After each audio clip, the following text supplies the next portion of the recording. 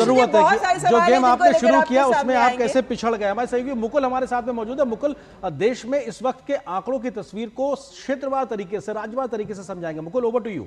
जी बिल्कुल आर्यन, ममता, खासतौर से अगर बात की जाए, जैसा आपने कहा कि कई जो नैरेटिव हैं वो हमने देखे हैं, लेकिन खासतौर से अगर इन जो रुझान हमारे सामने हैं जो अब धीरे धीरे नतीजों में भी बदलेंगे, इसमें खासतौर से अगर बात की जाए तो आपको मैं दिखाने की पहले यहाँ कोशिश करूँगा जो हमारी SC ST सीटें हैं उन पर जो किस तरीके से अभी फिलहाल जो रुझान है वो हमारे पास आ रहे हैं। सबसे पहले हम इन सीटों का रुख करेंगे और इसमें यानी अनुसूचित जनजाति सीटों की अगर बात की जाए, आप देख सकते हैं बीजेपी जो है 28 सीटों पर हमें आगे नजर आ रही है, जबकि कांग्रेस की अगर बात की जाए 10 सीटों पर। कुल 47 ये सीटें हैं, लेकिन कहीं ना कहीं जो जनता जनार्दन है वो अपना विश्वास जता रही है। जो पिछड़ा वर्ग की बातें करते थे या सामाजिक आर्थिक रूप से जहाँ पे जिस तरीके से विकास की बात कही गई, उसका असर फिलहाल हम इन सीटों पर देख सकते हैं। और इसके साथ साथ खासतौर से अगर हम बात करते हैं अनुसूचित जाति सीटों की, तो ये 84 सीटें, और इन पर भी आप देख सकते हैं 84 में से बीजेपी जो है 29 सीटों पर फिलहाल हम देख सकते हैं आगे बनी हुई है। हालांकि थोड़ा सा नुकसान जरूर है, लेकिन कांग्रेस जो है अभी भी पिछड़ी हुई है।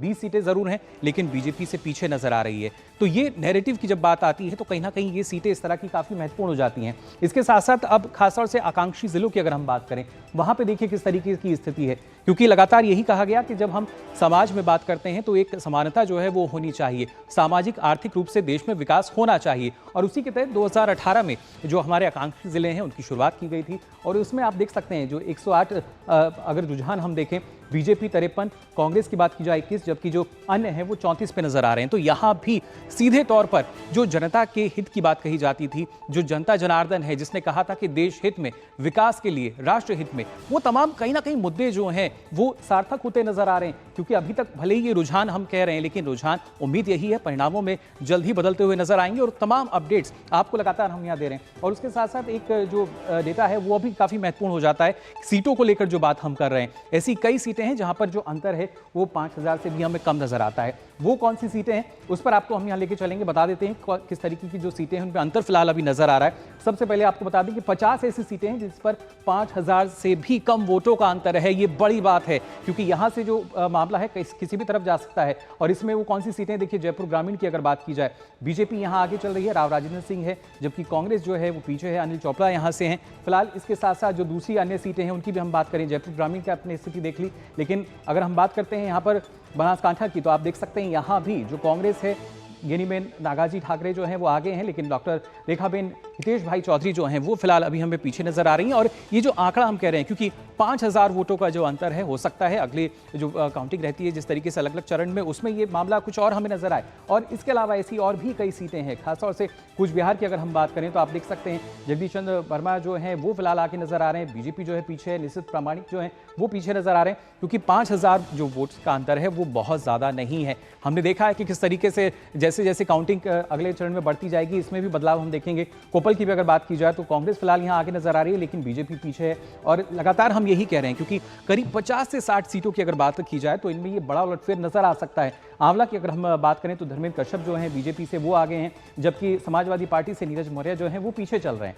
तो ये जो कम वोटों का अंतर है ये काफी महत्वपूर्ण भूमिका निभाता हुआ नजर आ सकता है। जो फेरबदल की हम बात कर रहे हैं, जैसे जैसे जो परिणाम में तब्दील होंगे। इसके साथ साथ आपको दिखाने की कोशिश करते हैं, सोनीपत सीट की भी अगर खासतौर से बात की जाए तो यहाँ बीजेपी फिलहाल आगे है, मोहनलाल बड़ौली जो हैं वो आगे हैं, लेकिन इसके साथ ही कांग्रेस जो है, सतपाल भंसाली जो हैं वो पीछे नजर आ रहे हैं। तो ये कहीं ना कहीं टक्कर जो है वो कांटे की होती नजर आ रही है, रोमांचक मुकाबला जो है वो यहाँ नजर आ रहा है। और इसके साथ ही हम अगर बात करें उत्तर प्रदेश की मेरठ सीट की, ये काफी चर्चित सीट रही है, क्योंकि अरुण गोविल बीजेपी से यहाँ पर चुनावी मैदान में है, जबकि सपा से हम बात करें तो सुनीता वर्मा जो कि एनडीए से हैं। और इसके साथ साथ आप देख सकते हैं यहाँ भी जो अंतर है बहुत ज़्यादा नहीं है, 5000 जो हम कह सकते हैं वोट है उसका सिर्फ अंतर यहाँ नज़र आ रहा है। और कब ये अंतर घटने लगे, बढ़ने लगे, इसमें कुछ भी कहना अभी के लिए असंभव होगा। लेकिन फिलहाल जैसे जैसे जो रुझान हमारे पास आ रहे हैं, लगातार अपने दर्शकों को हम बता रहे हैं, लगातार अपडेट कर रहे हैं। बेगूसराय की अगर बात की जाए, ये सीट भी काफ़ी चर्चित, और यहाँ बीजेपी से गिरिराज सिंह जो हैं केंद्रीय मंत्री, वो फिलहाल अभी ज़रूर पीछे नजर आ रहे हैं, जबकि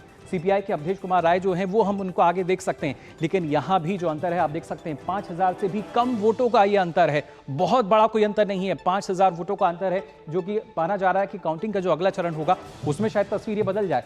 और इसके साथ ही चंदौली की भी अगर हम बात करें तो आप देख सकते हैं एसपी के बीरेंद्र सिंह जो हैं वो आगे हैं, बीजेपी के डॉक्टर महेंद्रनाथ पांडे जो हैं वो फिलहाल पीछे चल रहे हैं। ये ऐसे चेहरे हैं, ऐसे प्रत्याशी हैं जो कि कहीं ना कहीं जनता में जिनका हमने देखा था विश्वास नजर आता था, लेकिन फिलहाल 5000 जो वोटों के अंतर से पीछे चल रहे हैं। दोराहरा की अगर बात की जाए तो एसपी यहां भी आगे नजर आती है, आनंद भदौरिया। जबकि अगर हम बात करें रेखा वर्मा की तो ये फिलहाल पीछे यहां पे चल रही हैं और ये अंतर 5000 से भी कम वोटों का है।